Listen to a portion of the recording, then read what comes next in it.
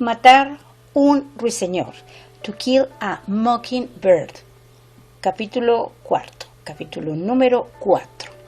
El resto de mis días en la escuela no fueron más propicios que los primeros. Consistieron ciertamente en un proyecto interminable que se transformó lentamente en una unidad, por la cual el estado de Alabama gastó millas de cartulina y de lápices de colores en un bien intencionado pero infructuoso esfuerzo por inculcarme dinámica de grupo. Hacia el final de mi primer año, lo que Jem llamaba el sistema decimal de Dewey dominaba toda la escuela, de modo que no tuve ocasión de compararlo con otras técnicas de enseñanza. Lo único que podía hacer era mirar a mi alrededor. Atticus y mi tío, que tuvieron la escuela en casa, lo sabían todo. Al menos lo que uno no sabía, lo sabía el otro. Más aún, yo no podía dejar de pensar en que mi padre había pertenecido durante años a la legislatura del Estado, elegido cada vez sin oposición, aún ignorando las regulaciones que mis maestras consideraban esenciales para la formación de un buen espíritu ciudadano.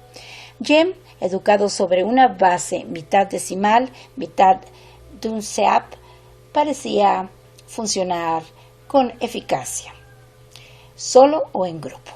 Pero Jem no servía como ejemplo. Ningún sistema de vigilancia ideado por el hombre habría podido impedirle que cogiera libros. En cuanto a mí, no sabía nada más que lo que recogía leyendo la revista Time y todo lo que en casa caía en mis manos. Pero a medida que iba avanzando con marcha penosa y tarda por la noria del sistema escolar del condado de Maycomb, no podía evitar la impresión de que me estafaban algo. No sabía en qué fundaba mi creencia, pero me resistía a pensar que el Estado quisiera regalarme únicamente 12 años de aburrimiento inalterado. Mientras transcurría el año, como salía de la escuela 30 minutos antes que Jem, que se quedaba hasta las 3, pasaba por delante de la mansión Radley tan deprisa como podía, sin pararme, hasta haber llegado al refugio seguro del porche de nuestra fachada. Una tarde, cuando pasaba corriendo, algo atrajo mi mirada, y la atrajo de tal modo que inspiré profundamente, miré con detención a mi alrededor y retrocedí. En el extremo de la finca de los Radley crecían 2 encinas. Sus raíces se extendían hasta la orilla del camino, accidentando el suelo. En uno de aquellos árboles había una cosa que me llamó la atención. De una cavidad nudosa del tronco, a la altura de mis ojos precisamente, salía una hoja de papel de estaño que me hacía guiños a la luz del sol. Me puse de puntillas, miré otra vez, rápidamente, a mi alrededor. Metí la mano en el agujero y saqué 2 pastillas de goma de mascar sin su envoltura exterior. Mi primer impulso fue ponérmelas en la boca lo más pronto posible, pero recordé dónde estaba. Corrí a casa y en el porche examiné el botín. La goma parecía buena. Las husmeé y les encontré buen olor. Las lamí y esperé un rato. Al ver que no me moría, me las embutí en la boca. Era Wrigley's Double Mint, auténtico. Cuando Jem llegó a casa me preguntó cómo había conseguido aquellas pastillas. Yo le dije que las había encontrado. No comas las cosas que encuentres, Scout. Esta no estaba en el suelo, estaba en un árbol. Jem refunfuñó. Pues estaba, aseguré. Salía de aquel árbol de allá, el que se encuentra viniendo de la escuela. Escúpelas enseguida. Las escupí. De todos modos, ya perdían el sabor. Llevo toda la tarde mascándolas y todavía no me he muerto. Ni siquiera me siento mal. Jem dio en el suelo con el pie. No sabes que no tienes que tocar siquiera aquellos árboles. Si los tocas, morirás. Una vez tú tocaste en la casa. Aquello era diferente. Ve a enjuagarte la boca. Enseguida. ¿Me oyes? De ningún modo. Se me marcharía el sabor de la boca. No lo hagas y se lo diré a Calpurnia. Para no arriesgarme a un altercado con Calpurnia, hice lo que Jem me mandaba. Por no sé qué razón, mi primer año de escuela había introducido un gran cambio en nuestras relaciones. La tiranía, la falta de equidad y la manía de Calpurnia de mezclarse en mis asuntos se habían reducido a unos ligeros murmullos de desaprobación general. Por mi parte, a veces me tomaba muchas molestias para no provocarla. El verano estaba en camino. Jem y yo lo esperábamos con impaciencia. El verano era nuestra mejor estación. Era dormir en catres en el porche trasero, cerrado con cristales, o probar de dormir en la caseta de los árboles. Era infinidad de cosas buenas para comer. Era un millar de colores en un paisaje reseco. Pero lo más importante, el verano era Deal. El último día de clase, las autoridades nos soltaron más temprano y Jem y yo fuimos a casa juntos. Calculo que Deal llegará mañana, dije. Probablemente pasado, dijo Jem. En Mississippi lo sueltan un día más tarde. Cuando llegamos a las encinas de la mansión Raleigh, levanté el dedo para señalar por 100ª vez la cavidad donde había encontrado la goma de mascar, tratando de convencer a Jem de que la había hallado allí. Y me vi señalando otra hoja de papel de estaño. Lo veo, Scout, lo veo. Jem miró a todas partes, levantó la mano y con gesto vivo se puso en el bolsillo un paquetito diminuto y brillante. Corrimos a casa y en el porche fijamos la mirada en una cajita recubierta de trozos de papel de estaño recogido de las envolturas de la goma de mascar. Era una cajita de las que contienen anillos de boda, de terciopelo morado con un cierre diminuto. Jem abrió el cierre. Dentro había 2 monedas frotadas y pulidas, una encima de otra. Jem las examinó. Cabezas de indio, dijo, 1906. Y Scout, una es de 1900. Son antiguas de verdad. 1900, repetí. Oye, cállate un minuto. Estoy pensando. Jem, ¿te parece que alguno tiene su escondite allí? No, excepto nosotros. Nadie pasa mucho por allí a menos que sea alguna persona mayor. Las personas mayores no tienen escondites. ¿Te parece que debemos guardarlas, Jem? No sé qué podríamos hacer, Scout. ¿A quién se las devolveríamos? Sé con certeza que nadie pasa por allí. Cecil pasa por la calle de detrás y da un rodeo por el interior de la ciudad para ir a casa. Cecil Jacobs, que vivía en el extremo más alejado de nuestra calle, en la casa vecina a la oficina de correos, andaba un total de 1 milla por día de clase para evitar la mansión Raleigh, y a la anciana Mistress Henry Lafayette Dubois, 2 puertas más allá, calle arriba de la nuestra. La opinión de los vecinos sostenía unánime que Mistress Dubois era la anciana más ruin que había existido. Jem No quería pasar por delante de su casa sin tener a Atticus a su lado. ¿Qué supones que debemos hacer, Jem? Los autores de un hallazgo eran dueños de la cosa, solo hasta que otro demostrase sus derechos. El cortar de tarde en tarde una camelia, el beber un trago de leche caliente de la vaca de Miss Maudie Atkinson en un día de verano, el estirar el brazo hacia las uvas Scuppernong de otro formaba parte de nuestra educación ética, pero con el dinero era diferente. ¿Sabes qué?, dijo Jem. Las guardaremos hasta que empiece la escuela. Entonces iremos por las clases y preguntaremos a todos si son suyas. Hay chicos que vienen con el autobús. Quizá uno había de cogerlas al salir hoy de la escuela y se ha olvidado. Estas monedas son de alguien. Ya lo sabes. ¿No ves cómo las han frotado? Las ahorraban. Sí, pero ¿cómo es posible que nadie guardase del mismo modo la goma de mascar? Tú sabes que la goma no dura. No lo sé, Scout, pero las monedas tienen importancia para alguien.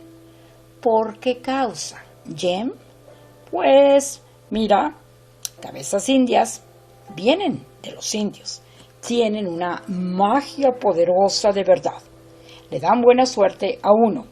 No es cosa así como dar pollo frito cuando uno no lo espera, sino larga vida y buena salud, y aprobar los exámenes de cada 6 semanas. Sí, para alguna persona tienen mucho valor. Las guardaré en mi baúl. Antes de irse a su cuarto, Jem miró largo rato la mansión Radley. Parecía estar pensando otra vez. 2 días después llegó Dill con un resplandor de gloria. Había subido al tren sin que le acompañara nadie, desde Meridian hasta el empalme de Maycomb, un nombre honorífico. El empalme de Maycomb estaba en el condado de Abbott, donde había ido a buscarle Miss Rachel con el único taxi de la ciudad. Había comido en el restaurante y vio bajar del tren en Bay St. Louis a 2 gemelos enganchados el uno con el otro, y se sostuvo en sus 13 sobre estos cuentos, despreciando todas las amenazas. Había desechado los abominables pantalones azules cortos que se abrochaban en la camisa, y llevaba unos de verdad con cinturón. Era algo más recio, no más alto, y decía que había visto a su padre. El padre de Dill era más alto que el nuestro.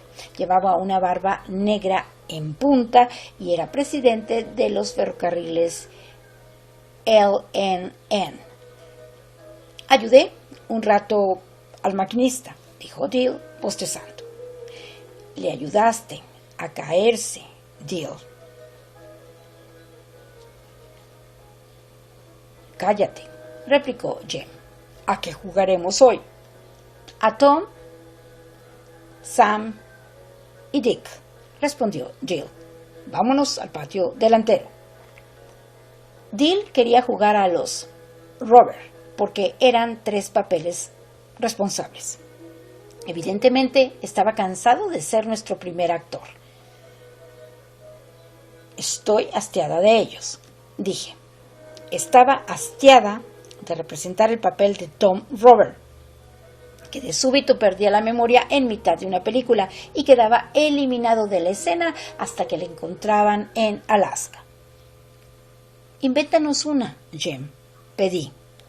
Estoy cansado de inventar. Era nuestro primer día de libertad y estábamos cansados todos. Yo me pregunté qué nos traería el verano. Habíamos bajado al patio delantero, donde Dill se quedó mirando calle abajo, contemplando la funesta faz de la mansión Radley. Huelo la muerte, dijo con énfasis. Lo digo de veras, insistió cuando yo le dije que se callase. ¿Quieres decir que cuando muere alguien tú lo notas por el olor? No, quiero decir que puedo oler a una persona y adivinar si va a morir. Me lo enseñó una señorita. Dill se inclinó y me olfateó.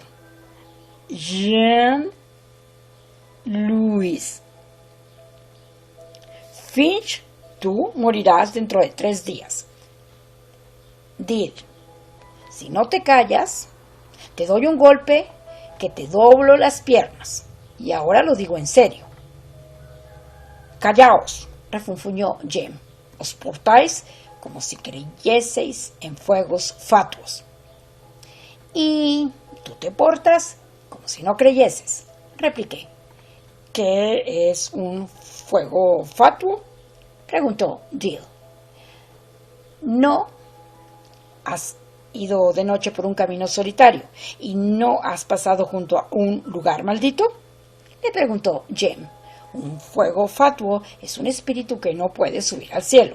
Está condenado a revolcarse por caminos solitarios. Y si uno pasa por encima de él, cuando se muere se convierte en otro fuego fatuo. Y anda por allí de noche sorbiéndole el resuello a la gente. ¿Cómo se hace para no pasar por encima de uno?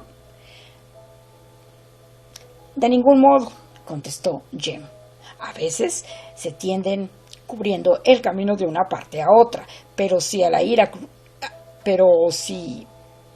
ir a cruzar por encima de uno dices: ángel del destino, vida para el muerto, sal de mi camino, no me sorbas el aliento. Con ello haces que no pueda envolverte el espíritu. No creas ni una palabra de lo que dice Dill, aconsejé. Calpurnia asegura que esos son cuentos de negros. Jem me miró con ceño torvo, pero dijo: bien, ¿vamos a jugar a algo o no? Podemos rodar con el neumático, propuse. Yo soy demasiado alto, objetó Jem con un suspiro. Tú puedes empujar. Corrí al patio trasero, saqué de debajo de la caseta un neumático viejo de coche y lo hice rodar hasta el patio de la fachada. Yo primero, dije. Dill objetó que el primero había de ser él, que hacía poco que había llegado. Jem arbitró. Me premió con el primer empujón, pero concediendo a Dill una carrera más. Yo me doblé en el interior de la cubierta. Hasta que lo demostró, no comprendí que Jem estaba ofendido porque le contradije en lo de los fuegos fatuos y que esperaba pacientemente la oportunidad de recompensarme. Lo hizo empujando la cubierta acera abajo con toda la fuerza de su cuerpo. Tierra, cielo y casas se confundían en una paleta loca. Me zumbaban los oídos. Me asfixiaba. No podía sacar las manos para parar. Las tenía empotradas entre el pecho y las rodillas. Solo podía confiar en que Jem nos pasara delante a la rueda y a mí, o que una elevación de la acera me detuviese. Oía a mi hermano detrás persiguiendo la cubierta y gritando. La cubierta saltaba sobre la gravilla. Se desvió atravesando la calle y me despidió como un corcho contra el suelo. Cegada y mareada, me quedé tendida sobre el cemento, sacudiendo la cabeza para ponerla firme y golpeándome los oídos, para que cesaran de zumbarme. Cuando oí la voz de Jem: «Scout, márchate de allí, ven», levanté la cabeza y vi allí delante de los peldaños de la mansión Radley. Me quedé helada. «Ven, Scout, no te quedes tendida allí», gritaba Jem. «Levántate. ¿Es que no puedes?». Yo me puse en pie, temblando como si me derritiese. «Coge la cubierta», aullaba Jem. «Tráetela. Tráela. ¿No te queda nada de sentido?». Cuando estuve en condiciones de navegar, corrí hacia ellos a toda la velocidad que pudieron llevarme las piernas. «¿Por qué no la has traído?», preguntó Jem. «¿Por qué no vas a buscarla tú?», chillé. Se quedó callado. «Ve. No está mucho más allá de la puerta. Caramba, si una vez hasta tocaste la casa, ¿no te acuerdas?». Jem me dirigió una mirada furiosa. No podía negarse. Echó a correr acera abajo. Cruzó la entrada del patio con pie cauteloso y luego entró como una flecha y recobró la cubierta. ¿Lo ves?, clamaba con cara de reproche y de triunfo. No tiene importancia. No tiene importancia, te lo juro, Scout. A veces te portas tanto como una niña que mortificas. Tenía más importancia de la que él suponía, pero decidí no decírselo. Calpurnia apareció en la puerta y gritó: «Es la hora de la limonada. Entrar todos y libraos de ese sol abrasador antes que os hacéis vivos». La limonada, a mitad de la mañana, era un rito del verano. Calpurnia puso un jarrón y 3 vasos en el porche, y luego fue a ocuparse de sus asuntos. El haber perdido el magnánimo favor de Jem no me inquietaba de un modo especial. La limonada le devolvería el buen humor. Jem apuró su segundo vaso y se dio una palmada en el pecho. «Ya sé a qué jugaremos», anunció. «A una cosa nueva, a una cosa distinta». «¿A qué?», preguntó Dill. «A Bo Radley». A veces Jem tenía la frente de cristal. Había ideado aquel juego para darme a entender que no temía a los Radley bajo ninguna forma ni carácter, y para hacer contrastar su temerario heroísmo con mi cobardía. «¿A Bo Radley? ¿Cómo?», preguntó Dill. «Tú, Scout, podría ser Mistress Radley», dijo Jem. «Lo haré si quiero». «No creo que». «Cuentos chinos», dijo Dill. «¿Todavía tienes miedo?» «A lo mejor sale de noche, cuando todos dormimos», dije. Jem silbó.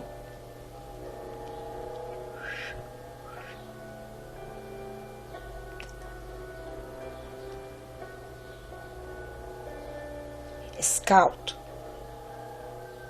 ¿cómo sabrá lo que hacemos? Además, no creo que continúe allí. Murió hace años y le metieron en la chimenea». Dill dijo: «Jem, si Scout tiene miedo, tú y yo jugaremos, y ella que mire».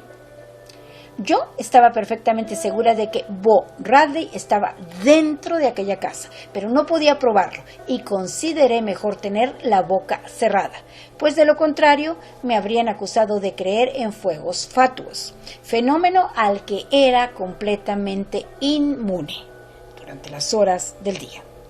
Jem distribuyó los papeles. Yo era Mistress Radley y todo lo que había de hacer era salir a barrer el porche. Dill era el viejo Mr. Radley. Caminaba hacia arriba y abajo, y cuando Jem le decía algo, él tosía. Naturalmente, Jem era Bo. Bajaba las escaleras de la puerta de la casa y de vez en cuando chillaba y aullaba. A medida que avanzaba el verano, progresaba nuestro juego. Lo pulíamos y lo perfeccionábamos, añadiendo diálogo y trama hasta que compusimos una pequeña obra teatral en la que introducíamos cambios todos los días. Dill era el villano de los villanos. Sabía identificarse con cualquier papel que le asignaran y parecer alto si la estatura formaba parte de la maldad requerida. Yo representaba de mala gana el papel de diversas damas que entraban en el argumento. Nunca me pareció que aquello fuese tan divertido como Tarzán, y aquel verano actué con una ansiedad algo más que ligera, a pesar de las seguridades que me daba Jem de que Bo Radley había muerto y Calpurnia en casa durante el día, y por la noche Atticus también. Jem era un héroe nato. Habíamos compuesto un pequeño drama triste, tejido con trozos y retales de habladurías y leyendas de la vecindad. Mistress Radley había sido hermosa hasta que se casó con Mr. Radley y perdió todo su dinero. Perdió además la mayoría de dientes, el cabello y el índice de la mano derecha. Esto era una aportación de Dill. Bo se lo había arrancado de un mordisco una noche, al no encontrar gatos y ardillas que comer. Se pasaba el tiempo sentada en la sala llorando casi siempre, mientras Bo cercenaba poco a poco todo el mobiliario de la casa. Nosotros éramos también los muchachos que se encontraban en apuros. Para variar, yo hacía de juez de paz. Dill se llevaba a Jem y le embutía debajo de las escaleras, pinchándole con la escoba de retama. Jem reaparecía cuando era preciso en los personajes de Sheriff, de varias personas de la ciudad y de Miss Stephanie Crawford, la cual sabía contar más cosas de los Radley que ninguna otra persona de Maycomb. Cuando llegaba el momento de representar la escena de Bo, Jem entraba a hurtadillas en la cocina. Cogía las tijeras de la máquina de coser, aprovechando el momento en que Calpurnia estaba de espaldas, y luego se sentaba en la mecedora y recortaba periódicos. Dill pasaba por delante, le saludaba tosiendo, y Jem simulaba que le clavaba las tijeras. Desde donde yo estaba parecía real. Cuando Mr. Nathan Radley pasaba por nuestro lado en su viaje diario a la ciudad, nosotros nos quedábamos quietos y callados hasta que se había perdido de vista, y nos preguntábamos luego qué nos haría si sospechase algo. Nuestras actividades se interrumpían cuando aparecía algún vecino, y una vez vi a Miss Maudie Atkinson mirándonos desde el otro lado de la calle, paradas a media altura las tijeras de podar. Un día estábamos tan ocupados representando el capítulo 25 del libro segundo de la familia de un solo hombre, que no vimos a Atticus plantado en la acera contemplándonos al mismo tiempo que se golpeaba la rodilla con una revista arrollada. El sol indicaba que eran las 12 del mediodía. ¿Qué estáis representando?, preguntó. Nada, contestó Jem.